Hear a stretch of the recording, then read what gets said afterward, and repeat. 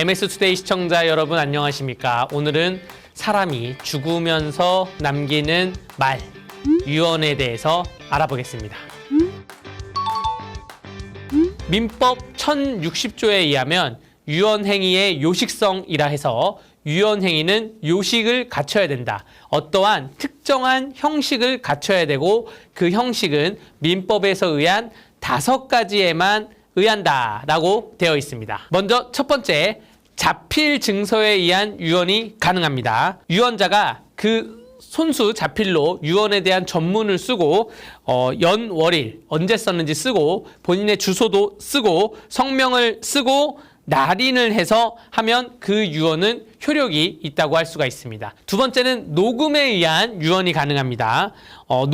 유언자가 녹음기를 켜고 유언의 취지와 또 본인의 이름, 이것도 날짜를 말해야 되고 녹음에는 증인이 있어야 됩니다. 참여한 증인에 대한 그런 이름도 정확히 말하고 난 다음에 녹음을 하면 이것은 유언으로서 법적 효력이 있습니다. 세 번째 유언은 공정증서에 의한 유언. 이것이 가장 많이 쓰는 방식이죠. 유언자가 증인 2명을 앉혀놓고 공증인을 부릅니다. 공증인은 변호사 자격증이 있는 사람에 한해서 출장 공증을 올 수도 있는데 혹은 공증인 사무실에 가서 유언 공증을 하는 것입니다. 그래서 공정증서로 남겨두면 이것은 법적 효력이 있습니다. 네 번째는 비밀 증서에 의한 유언이에요. 이 나의 유언을 공증을 하거나 널리 알리지 않고 뭔가 비밀스럽게 하고 싶다. 유언자가 본인의 성명을 기입한 그런 증서를 밀봉하고 엄봉하고 2인 이상의 증인의 면전에서 제출을 해서 본인의 유언서임을 표시를 한 다음에 이것을 공증인 또는 법원 서기에 제출을 해서 그 봉인한 날짜까지 확인을 하는 여기까지 진행이 돼야지 비밀 증서에 의한 유언이 가능합니다. 다섯 번째는 구수 증언에 의한 유언입니다. 녹음기도 없고 내가 지금 급박한 상황이에요. 예를 들어서 전쟁이 터졌어요. 바로 앞에 폭탄이 터집니다. 혹은 건강 상태가 굉장히 안 좋아요. 1시간 안에 내가 죽을 것 같아. 이러한 경우에는 구수 증언에 의한 유언이 가능한데 질병 기타 급박한 사유에만 허용됩니다. 이것은 2인 이상의 증인이 참여한 다음에 한명하게 그 유언의 취지를 말을 하고 또 그 취지를 들은 자가 직접 본인이 필기를 하고 나머지 1명의 증인이 거기에 대해서 확인을 하는 방식으로 구수 증언에 의한 유언도 법적 효력이 있다라는 것인데 이것은 날인을 하고 난 다음에 7일 이내 법원에 또 확인을 받아야 됩니다. 이렇게 유언에서 공증인이 빼고는 뭐 비밀증서나 구수유언이나 혹은 뭐 녹음에 의한 유언이나 증인들이 나오는데 증인이 될 수 없는 경우가 있습니다. 첫 번째로 미성년자는 증인이 될 수 없습니다. 두 번째로 피성년 후견인, 피한정 후견인은 증인이 될 수 없습니다. 세 번째로 그 유언으로 인해서 이익을 받을 사람 또는 이익을 받을 사람의 친척들, 배우자는 증인이 될 수 없습니다. 최근 들어서 좀 신기한 판례 하나만 소개해 드릴게요. 아까 녹취유언 말씀드렸죠. 변호사가 녹음을 하고 나서 그 녹음 파일을 가족들에게 파일을 전송했습니다. 전송을 하고 나서 그 파일을 삭제했어요. 삭제하고 원본을 삭제했습니다. 그러니까 소송까지 갔더니 상대방에서는 원본 파일을 갖고 오라라고 한 거예요. 근데 원본 파일은 삭제를 했어요. 그래서 가족들한테 다시 파일을 받습니다.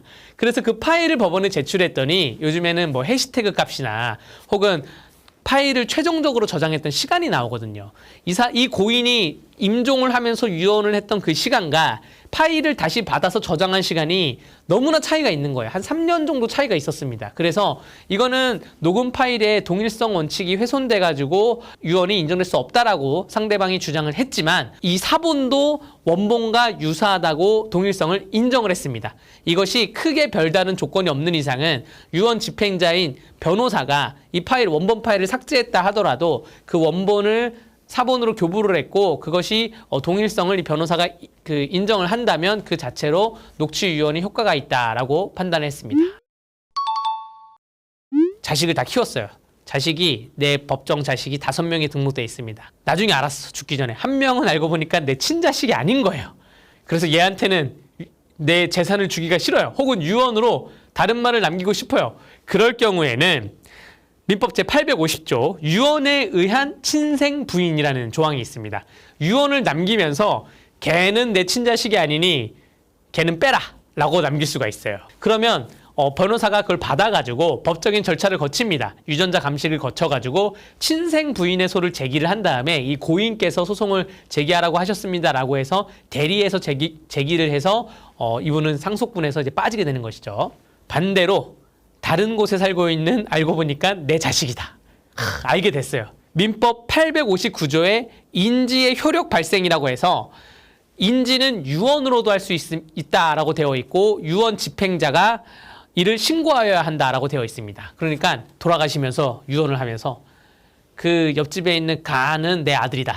뭐 이런 식으로 유언을 남기게 되면 그분도 자식으로 인정이 되고 그리고 상속에 포함이 된다는 것이죠. 또 반대로 내가 이제 죽을 날이 얼마 안 남았는데 내 자녀가 아직 미성년자예요.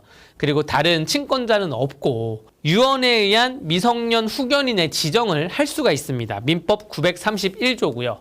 그럼 유언을 이렇게 하는 거죠. 내 아이를 철수를 부탁한다. 영희를 부탁한다. 철수가 고등학교 올라갈 때까지만 어떻게 재산을 관리해달라. 영희가 뭐 결혼할 때까지만 네가 재산을 관리해달라. 이런 식으로 해서 미성년자에 대해서 미성년 후견인을 지정할 수가 있고요. 그 방식도 유언 집행자, 아까 말한 공증인이나 뭐 변호인들에게 미리 방식을 지정해가지고 뭐 아파트는 어떻게 하되 한 달에 용돈은 얼만큼 주고 뭐 결혼자금은 어떻게 쓰고 이렇게 해가지고 지정을 할 수가 있습니다.